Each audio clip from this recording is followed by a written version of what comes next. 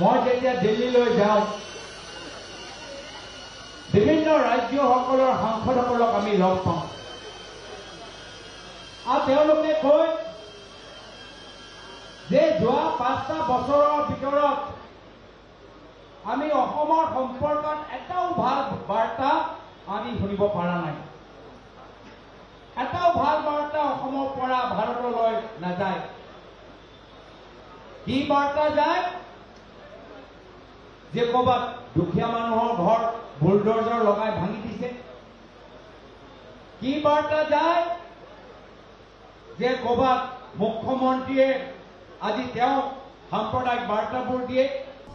গৌৰৱ গগৈৰ বা অখিল গগৈৰ দৃষ্টিভংগী বেলেগ, কিন্তু আমাৰ স্পষ্ট কথা যে অসমৰ মাটি কোনো কাৰণতে সন্দেহযুক্ত বিদেশীৰ দখলত থাকিব নোৱাৰে।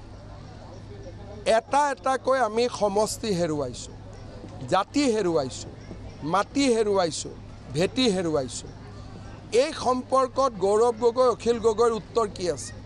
উৰিয়াম ঘাটত অবৈধভাৱে থকা 10,000 মানুহে যদি ভোট দিলেহেঁতেন তেতিয়াহ'লে খিলঞ্জীয়া ৰাইজে বিচৰা ৰায়দানটো বাস্তৱত প্ৰতিফলিত হ'লহেঁতেন নে এই সন্দেহযুক্ত লোকসকলে দিয়া ভোটটোৰ জৰিয়তে ৰাইজে নিজৰ অধিকাৰ হেৰুৱাই পেলালেহেঁতেন? দুখীয়া মানুহৰ লগত 200-300 বিঘা মাটি থাকে নেকি? দুখীয়া মানুহৰ লগত 9-10টা ফিচাৰী থাকে নেকি? দুখীয়া মানুহৰ লগত 200-300 বিঘাৰ তামোল পাণৰ বাৰী থাকে নেকি?